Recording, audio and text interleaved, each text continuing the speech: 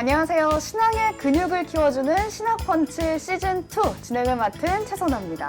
오늘도 신학펀치 링에 오를 두 분 소개해드리면서 시작할게요. 먼저 권영경 교수님. 네, 숭실제 기독교학과에서 가르치는 권영경입니다. 네, 반갑습니다. 김근주 교수님. 네, 기독연구원 느헤미야에서 강의하는 김근주입니다. 반갑습니다. 네.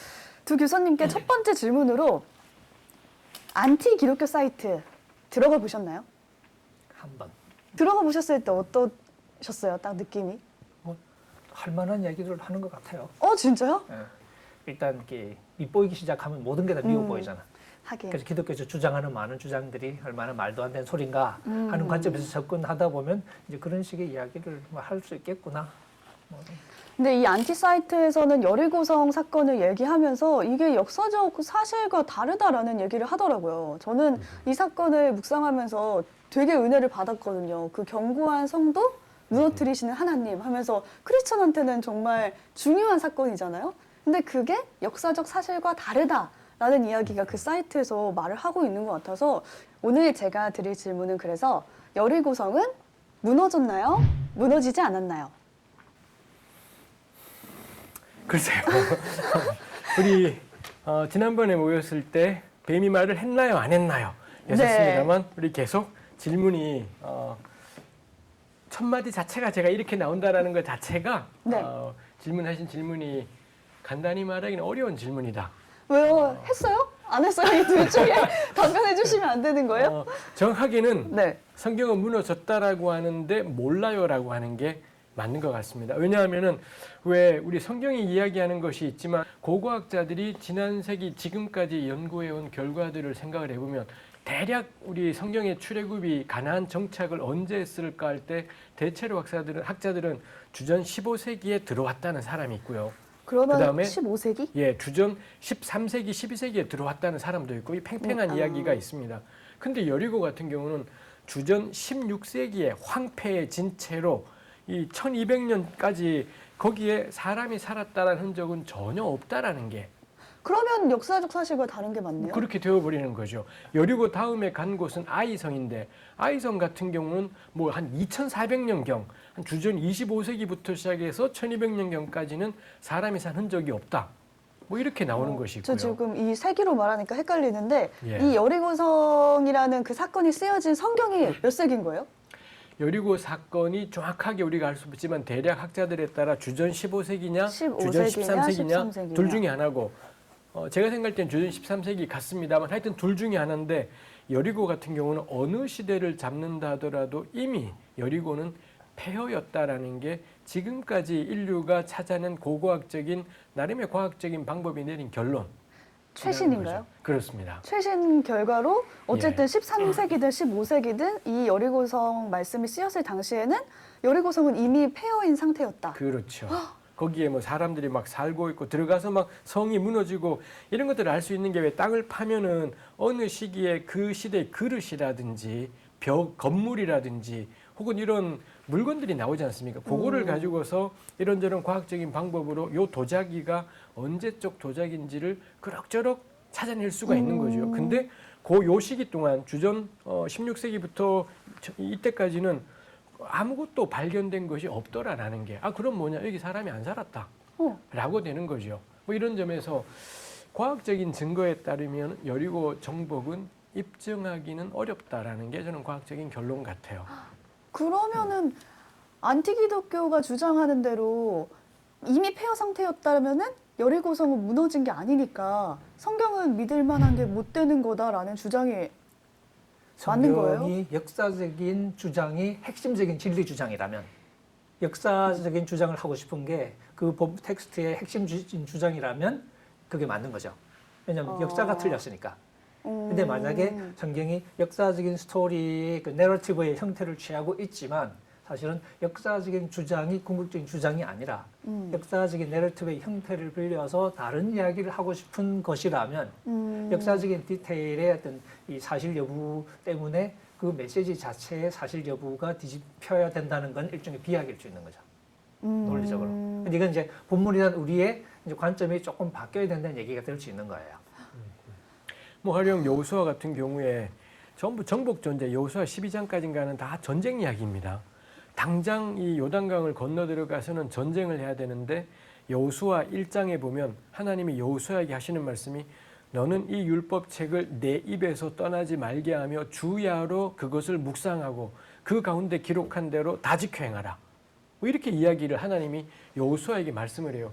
이게 놀라운 게 지금 여호수아는 내일 전쟁인데 율법책에 기록한 대로 다 지켜 행하라. 그래서 여호수아서는 정말로 그때 전쟁을 눈앞에 둔 사람들을 향해 이거라기보다는 어떻게 믿음으로 일상을 걸어갈 건지 이게 여호수아서의 모든 관심인 거죠. 우리 지난번에 나누었을 때 창세기의 성격 이야기했지만 여호수아서도 마찬가지인 것 같습니다. 그래서 우리 공 교수님 말씀하신 것처럼 여호수아서는 보통 우리 역사서라고 교회가 분류를 하지만 이 역사 실제로 이 땅에서 역사를 배경으로 하고 있지만 여호수아서는 역사를 정확하게 전달하는 역사책이 아니라 이 현실 속에서 하나님의 말씀대로 살아간다라는 게 무언지 이게 저는 여호수아서의 이 관건이다 싶어요. 그래서 뭐 그런 것 같습니다. 제가 말이 막 길어지려고 해서 적당히 자르고.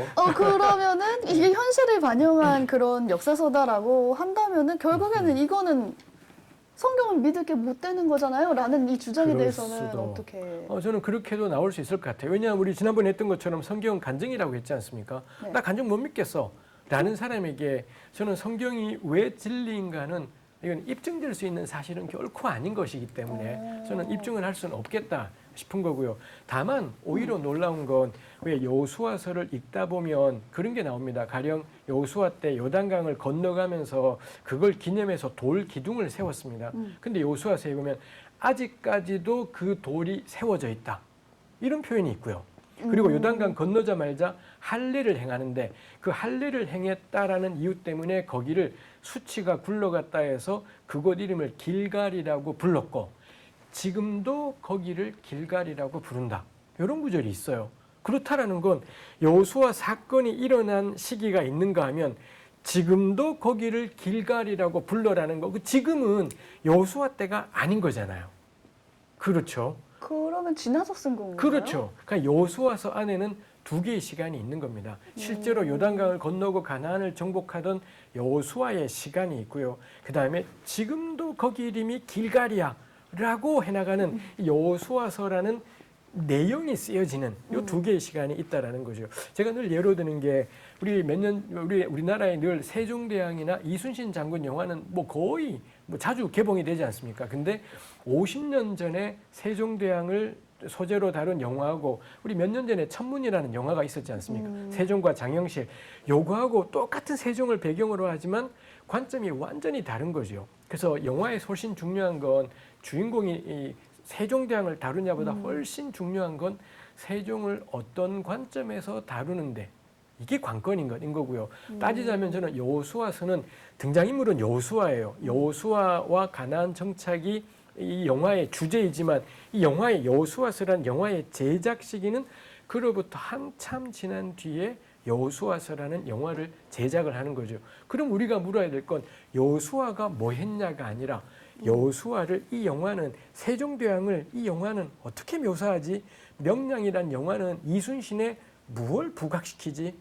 이게 우리의 궁금증인 거죠. 근데 이순신이 그 명량 영화를 보고 역사적인 고증이 틀렸기 때문에 이거는 가치가 없는 영화야. 바보 같은 사람인 걸 겁니다. 근데 여호수아서가 그래서 구약을 공부하는 사람들은 여호수아서를 아까 우리 여호수아의 시대와 이 제작의 시대가 다르다고 했지 않습니까? 구약을 연구하는 사람들은 여호수아서나 사사기, 사무엘, 열왕기 이 책들이 바벨론 포로기가 이후에 바벨론 포로기가 끝나가는 시점 혹은 이 이스라엘이 망한 다음에 바벨론의 포로로 끌려갔다가 다시 돌아온 다음 이때쯤에 이런 글들이 쓰였다라는 거죠. 그럼 그때 이걸 왜 쓰냐 할 때 우리 하나님께 불순종해서 망했다, 쫓겨났다, 이제 우리 돌아간다. 어떻게 살지? 우리 살 길이 뭐냐? 그 망할 놈의 나라, 임금, 다윗의 후예 그딴 게 우리의 살 길이 아니라 아까 우리 지난주에 나눌 때 토라 이야기, 율법 이야기 나왔지만 하나님 말씀이 우리에게 있고 그 말씀대로 걸어가는 삶이 있다면 겁날 게 뭐야? 그럴 때 이분들은 여호수아 이야기 전해받았고 알고 있던 여호수아 이야기를 적어나가되 전쟁 이야기를 전부 다 믿음 이야기로 다 바꾸었어요. 그래서 여호수아한테 이 율법책에 기록한 대로 지켜 행하고 늘 묵상해라. 말씀 하나 붙잡고 걸어가면 우리 얼마든지 간다. 요게 여호수아서라는 영화를 만들고 싶은 까닭인 거죠.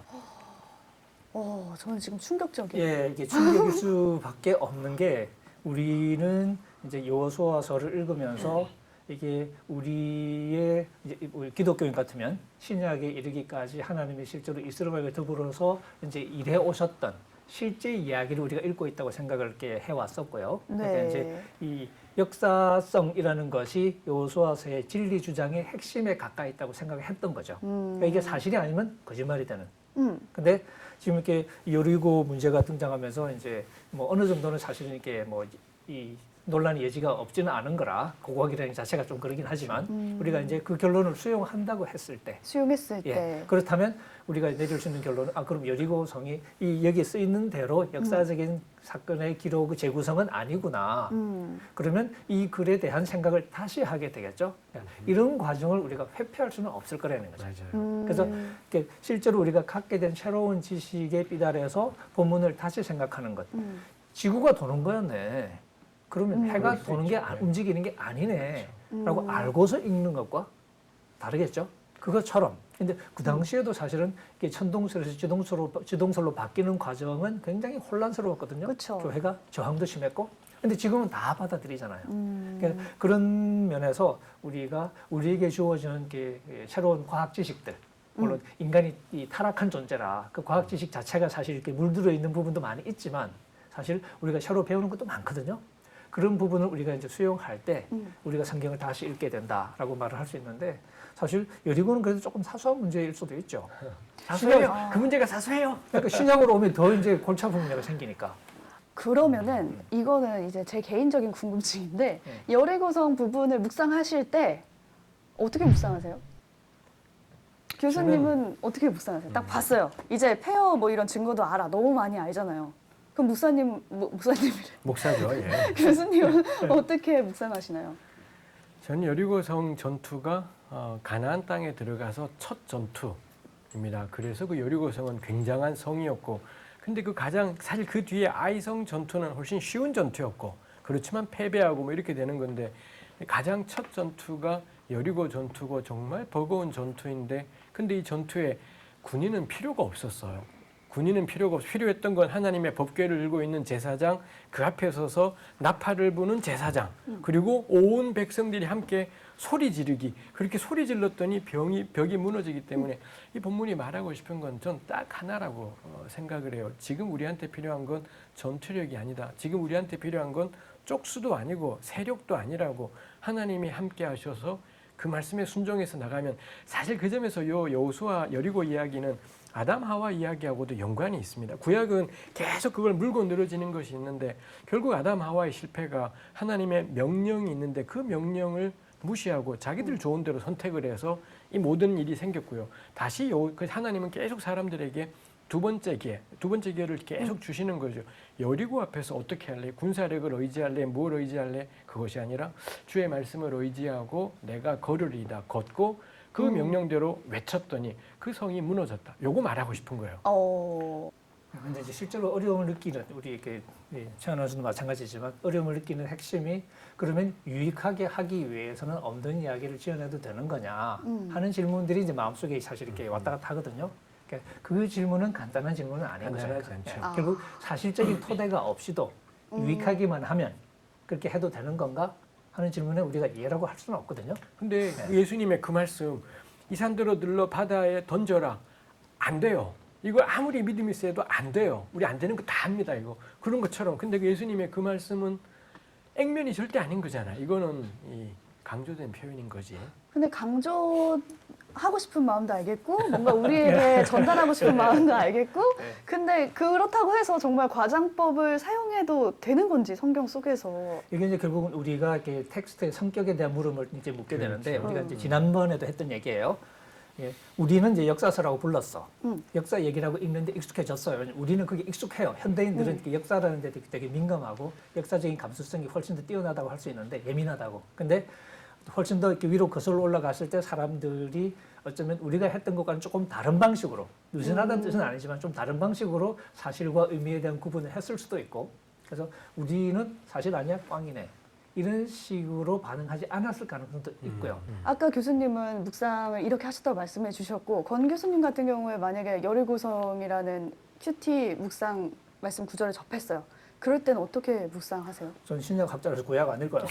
라고 말하면 좋겠지만 저도 사실 다른 분들이 읽는 것과 다를 수는 없겠죠. 근데 이제 다만 이게 역사적인 사실이 아닐 수도 있다는 가능성을 염두에 두고 읽으니까 네. 어떤 역사적인 어떤 게 집착은 사실 덜 하겠죠. 어. 하지만 이게 적어도 이스라엘이 하나님과의 관계 속에서 하나님과의 관계 속에서 그들이 이제 결국 경험한 것을 표현할 수밖에 없잖아요, 그죠? 네. 그러니까 계시라고 해도 결국 우리의 경험을 가지고 출발하는 거니까 그런 점에서 이스라엘은 이런 그림을 통해서 가장 잘 표현할 수 있다고 생각했던 메시지가 무엇일까를 고민을 하겠죠. 그런 메시지 디테일도 중요한 거니까 어떻게 돌았고 그렇죠. 어떻게 해서 무너졌고 이런 것들이 그 메시지를 정교하게 만들어주는 거죠. 왜 7바퀴를 돌았어야 됐을까? 그리고 왜 안식일에 7바퀴를 돌았을까? 6일 동안 이렇게 매서 한 바퀴씩 돌다가 그죠? 그런 부분들이 어떤 그 저자 나름대로 하나님에 관해서 그리고 이스라엘에 대해서 그리고 그 둘의 관계에 대해서 그러니까 나름대로 하고 싶은 이야기하고 맞는 방식으로 그런 디테일들이 그려졌을 거다라고 보는 거죠. 그 열일고성이 무너지고 말고 뭐 이거를 떠나서 그 디테일에는 의미가 있다라는 거네요. 예. 아. 근데 이제 역사적인 관심을 우리가 무시할 수는 없어요. 왜냐하면 결국은 역사적인 토대가 필요하니까. 그래서 우리는 어느 부분까지가 역사냐 아니냐 하는 데 대해서는 우리가 조금 열린 질문, 열린 마음으로 접근하자는 게 제가 지금 드리고 싶은 말씀입니다. 역사서는 포기할 수는 없어요. 그렇죠. 이게 이 여리고는 그게 뭐 아무런 상관없을지 모르지만 예수님이 부활 안 하시면 꽝이잖아. 두 분의 말씀을 들으면서 아 저는 이제 앞으로 열일고라는 말씀을 접할 때 네. 어떻게 묵상을 할 수 있을까라는 고민에 조금 빠지게 되네요. 그것조차 어쩌면 묵상의 한 부분이 될 수도 있을 것 그렇죠. 같고요. 근데 열일고만큼 유명한 사건이 또 하나 있잖아요. 이스라엘의 출애굽 사건인데 여기에 대한 안티 사이트의 주장도 있더라고요. 이건 말이 안 된다라는 주장인데 이건 좀 잘 들어보셔야 될 것 같아요. 그때 출애굽할 때 나온 사람들을 계산한 분이 계시더라고요. 그 사이트에. 그러니까 성경에 보면은 60만 명이 출애굽했다고 나와 있는데 그 당시에는 남성만 썼다는 거예요. 셌다는 거예요. 사람 수를. 그렇죠. 그래서 여성이랑 아이의 수가 빠져 있으니까 한 사람 남자당 여자와 아이를 더하면은 3명이잖아요. 그렇게만 60만 명을 곱해도 이제 180만 명. 그리고 뭐 더 많을 수도 있으니까 200만 명 정도라고 치면은 이 200만 명이 뭐 이렇게 우르르가 아니라 오열 정도를 뭐 쭉 갔다고 치면은 그 줄이 400km라는 거예요. 근데 그 400km가 제가 가늠이 안 돼서 어느 정도의 길일까 생각을 해봤더니 서울에서 부산이 400km 정도의 그 정도의 거리가 나온다고 하더라고요. 그러면은 이집트에서 나올 때 이미 뭐 서울에 도착한 사람이 있으면은 아직 부산에 있는 사람도 있는 거잖아요. 그래서 이게 말이 되냐라는 질문이 있었는데 이 계산하신 분도 정말 대단하지만 근데 또 이렇게 보면은 말이 안 되잖아요. 여기는 어떻게 답변하시겠어요? 이게 사실은 안티 기독교 사람들이 처음 하는 얘기가 아니고 아, 자세히 읽는 사람이면 당연히 들은 질문이죠. 우리 여리고 얘기했지만 과연 여리고성이 무너지면 우리의 신앙은 이렇게 무너지는가? 이거 제가 이름을 잊어먹었는데 그 구약 그 성서 연구하는 학자가 네. 그 책 제목인가 챕터 제목인가 그것도 좀 지금 한 얘기예요. 그게 이제 좀 이렇게 워낙 멋있어서 이렇게 자꾸 도는 사례가 되는데 출애굽 얘기도 마찬가지고 그러니까 실제로 생각해 보면 숫자하고 이제 뭐가 안 맞으니까 그래서 이제 그런 질문을 당연히 하게 되죠.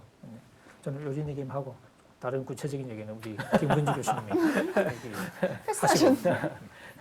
저는 신약 성경에서 아무리 이게 다 과장법이고 상징법이지만 결코 부정할 수 없는 일어난 사건 하나가 있다면 부활일 거고요.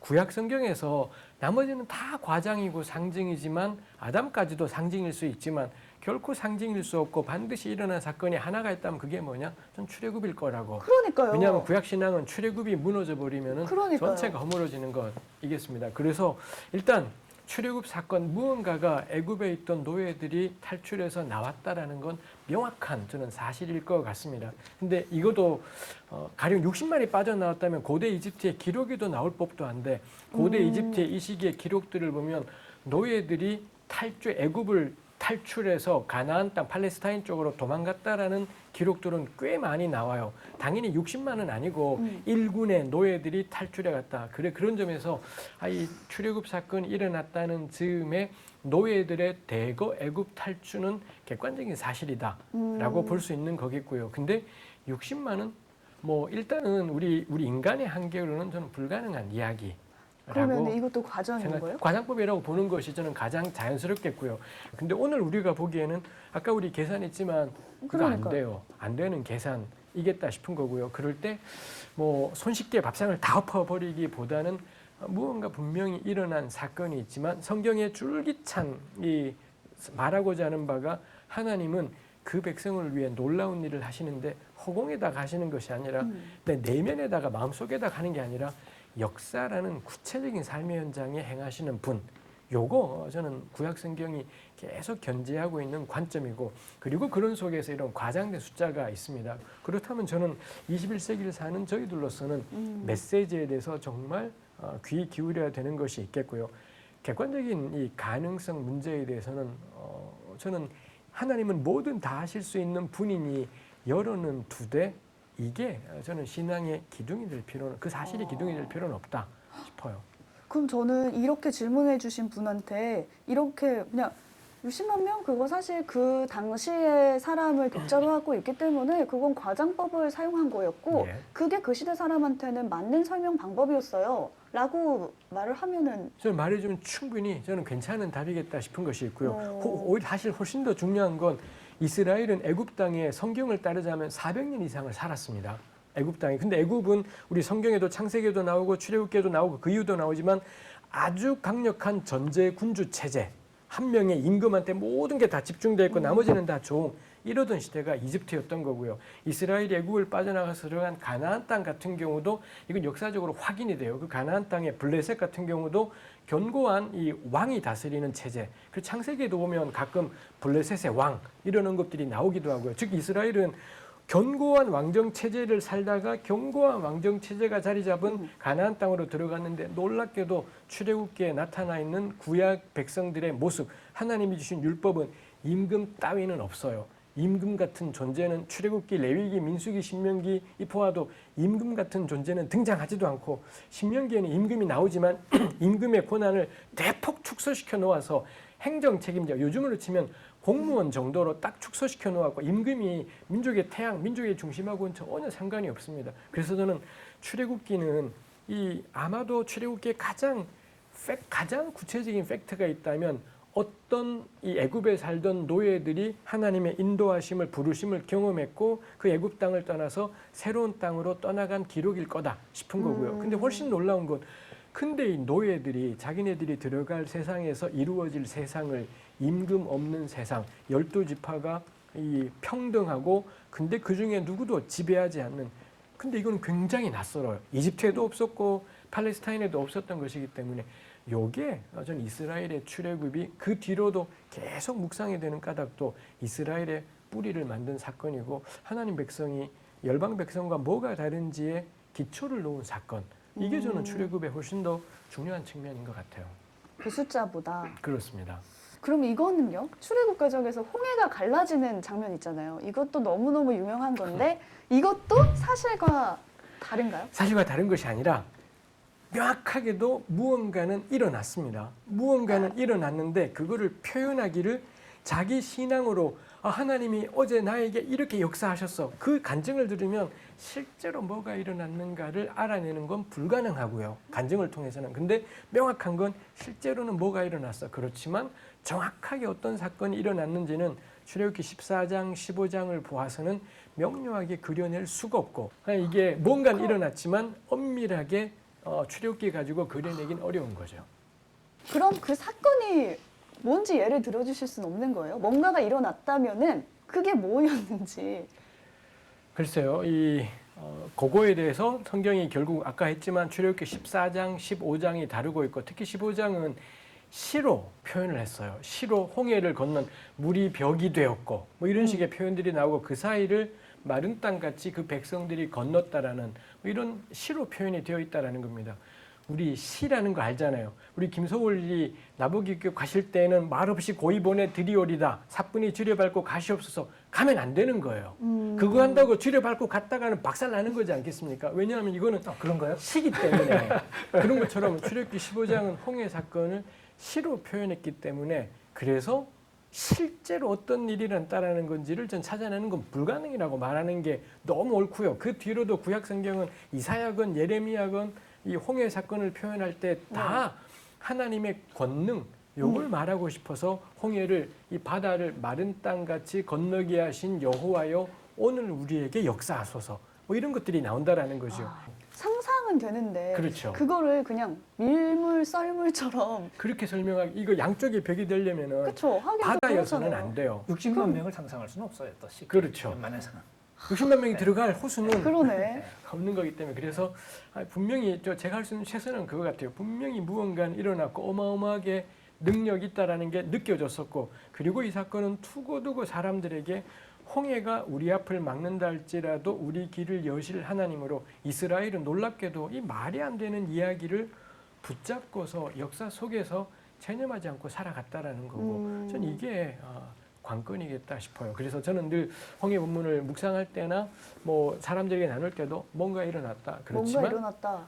우리가 무언지는 정확하게 규정을 해내기는 어렵고 다만 상상하자면 이 정도의 그림일 거다라는 거. 그렇지만 말하고자 하는 메시지는 홍해를 가르신 하나님이라고 해야 될 것 같아요. 그럼 권 교수님은 어떻게 보시는 거예요? 60만 명이 그렇게 건너가는 그림을 그리기가 쉽지는 않아요. 그러니까 뭔가 하나는 소위 사실이 아니면 말을 될 수 있겠죠. 하지만 하지만 이게 60만 명이나 되는 사람이 혹은 더 많은 사람이 건너갔다고 얘기하고 그런 식으로 묘사했을 때 이게 하고 싶은 얘기가 뭐였을까? 그러면서 김 교수님이 뭔가 일어났다라는 말로 이렇게 뭉뚱그릴 수밖에 없었던 게 우리 지난 시간에도 사실 이렇게 얘기를 했던 것처럼 계시적인 경험 자체는 사실은 지금 우리가 언어로 인간의 경험을 포착하기가 쉽지 않은 경우가 많아요. 그러니까 무슨 경험을 했다는 게 어쩌면 우리가 할 수 있는 최선의 표현일 수 있는 거죠. 그것을 우리가 나름의 다양한 방식으로 표현할 수는 있겠죠. 그런 면에서 우리가 이 하나님의 계시에 관한 기록에 대해서는 그만큼 거리를 좀 우리가 이렇게 허용할 필요가 있지 않은가. 그게 안 믿어서가 아니라 오히려 더 계시를 존중하는 방법이 아닌가. 그런 생각을 좀 할 수 있습니다. 아니 제가 이거 질문하기 전에 일부러 그 초록창에 좀 검색을 해봤어요. 홍해는 정말 갈라졌나요? 뭐 이런 식으로. 근데 그게 뭐 역사적 증거로 갈라졌습니다 하면서 주장하는 블로그도 있고 그 블로그에 댓글이 막 쭉 있었거든요. 역시 하나님은 살아계십니다. 뭐 이런 식의 댓글이 많았어요. 그런 식의 반응은 사실은 문제를 해결하는 건 아니거든요. 자기의 어떤 신념을 재확인하는 절차는 되겠지만 이런 얘기할 때 우리가 이제 조금 이렇게 주저하게 되는 게 혹시 하나님의 능력에 대한 의심을 좀 표현하는 게 아니냐 이런 게 혐의가 자꾸 들거든요. 그 부분에 대해서 사실은 우리가 이 하나님을 못 믿어서 그런 얘기 한다는 차원이 아니라 하나님은 사실 뭐든지 하실 수 있지만 우리가 어떻게 읽는 것이 이야기를 가장 타당하게 읽는 것인가 하는 질문을 던지는 거죠. 그러니까 하나님은 뭐든지 하실 수 있지만 그 이야기의 어느 시점까지가 사실 역사적인 코어고 어떤 부분이 그냥 사실 수사적인 혹은 여러 가지 이유를 가진 어떤 장식일 것인가 그걸 우리가 미리 잘라서 말할 수가 없다는 거예요. 그 부분에서 우리가 좀 열린 자세로 조심스럽게 접근할 필요가 있다는 거죠. 그리고 접근하는 것 자체가 중요한 것 같아요. 그렇죠. 접근조차 안 하려고 하니까 이런 맞아요. 질문을 안 하게 되지 않나 싶어요. 그래서 해결하는 게 방법 중에 하나는 성경을 안 읽는 거예요. 그러면 그냥 대충 읽는 거예요. 선입견이 진짜 세다 그죠? 네. 그러니까 이게 우리가 본문을 찬찬히 자세히 읽어서 생기는 의문. 근데 이게 왜 슬쩍 읽게 되냐면 자세히 읽으면 다쳐요. 그러니까 지금 이제 우리가 무의식적으로 이게 보호 본능이 있어서 그럴까요? 우리를 보호하고 싶은 거지. 방어 기제로 이제 내 신앙이 유리잔이야. 참 깨져. 잘 감싸야 돼. 근데 그게 읽는 건 아니겠죠? 이제 읽었을 때 생기는 질문을 그냥 마주하고 이거 왜 그런 거지? 다르네요? 라고 물었을 때 그 질문에 대한 답을 찾아야 되잖아요. 네. 그러면서 그러면 성경이 모든 게 그냥 액면 그대로 쓴 건 아닐 수 있겠네요? 하는 게 신앙이 없는 질문이 아니라 성경을 열심히 읽는 거니까 신앙이 좋은 거죠 오히려. 그런 면에서 우리가 성경 말씀을 지켜주고 조바심을 낼 게 아니라 성경을 편안하게 읽어서 우리가 거기서 가장 최선의 결론을 끌어내는 것. 물론 우리의 눈길이 타락한 눈길이고 우리의 지식이 제한되어 있고 그건 우리가 기억해야죠. 그래서 지금 우리의 결론도 잠정적일 것이라는 걸 우리가 알고는 있지만 지금 우리 입장에서는 최선의 결론을 내리려고 애를 쓸 수밖에 없잖아요. 신화펀치와 함께 하면 할수록 저는 뭔가 반성을 하게 되는 느낌이에요. 그동안 너무 성경을 날로 먹었다. 그냥 디테일 없이 그냥 주일에 나오는 말씀 딱 그 부분만 보고 그런 식으로 성경을 읽다가는 착각에 빠질 수도 있겠어요. 그러니까 다양한 누군가가 저한테 이런 질문을 한다던가 60만 명 그거 진짜야? 뭐 이렇게 하면은 저는 진짜 당황해서 아무 말도 못할 것 같거든요. 근데 적어도 오늘처럼 이런 질문을 하니까 제가 그 사람에 대해서는 성경을 읽는 시선 정도는 말을 해줄 수 있지 않을까라는 생각이 듭니다. 오늘 두 분 어떠셨어요? 지난번에도 그렇지만 이번에도 참 쉽지는 않은 내용인 것 같아요. 그리고 뭐 저나 권 교수님이나 우리가 오래 신학을 공부하고 이런 과정 가운데 이런 생각들을 하게 된 것이 있지만 우리 그리스도인들이 우리 교우들께서 이런 생각들을 하기가 아슬아슬하고 위태로울 수도 있겠다 싶어요. 펀치 맞아서 맷집이 생기면 좋은데 뻗어버릴 가능성도 생기는 일이다 싶은 것이 있어서 저는 뭐 선생으로서 제가 앞으로 이걸 나눌 때도 하여튼 펀치가 강하게 하되 뻗어버리지는 않는 그거 제가 잘 찾아가야 되겠다 싶은 생각을 좀 더 하게 되었습니다. 권 교수님은요? 네, 뭐 비슷한 생각이죠. 이제 이게 이제 사람들이 이제 이 우리가 떠드는 이야기를 이제 보실 텐데 이게 어떤 분에게는 진짜로 세게 느껴지는 아주 너무 센 펀치가 될 수도 있고 어떤 분에게는 하나만한 이야기가 될 수도 있고 뭐 다양할 텐데요. 하지만 이게 어떤 식으로든 이게 그 사람을 넘어뜨리는 펀치가 아니라 오히려 그 사람을 조금 더 이렇게 좀 이렇게 선명한 사고를 하도록 도와주는 그런 프로그램으로 활용됐으면 좋겠다 싶고 그래서 우리가 주고받았던 여러 이야기들이 그런 네. 사고에 좀 이렇게 불쏘시개가 됐으면 좋겠다 뭐 그런 생각입니다. 저도 같은 생각이에요. 그리고 말씀을 묵상할 때 조금 방법이 달라질 것 같아요. 특히 여리고성은 제가 이제 역사적 사실을 알았잖아요. 그래서 말씀하신 대로 이제 여리고성이 무너지고 말고 이게 중요한 게 아니라 어떻게 무너뜨리셨는가. 전투력을 뭐 어떤 군사를 동원해서 무너뜨리신 게 아니라 우리가 7바퀴 돌고 나팔을 불러서 정말 평화적인 방법으로 무너뜨리신 그런 하나님의 능력에 대해서 조금 더 집중할 것 같고 새로운 묵상 방법을 알게 된 그런 시간이 아니었나 싶습니다. 저의 신앙이 오늘 조금 더 단단해지지 않았나 싶어요. 축하합니다. 신앙의 근육을 키워주는 신학펀치. 오늘 시즌2 두 번째 시간이었는데요. 다음 이 시간에도 나비처럼 날아서 벌처럼 쏠 그런 질문 펀치를 준비해 보겠습니다. 기대해 주시고요. 우리의 신앙 근육이 더 단단해지는 그날까지 신학펀치는 계속됩니다. 다음에 또 뵐게요. 안녕. 안녕.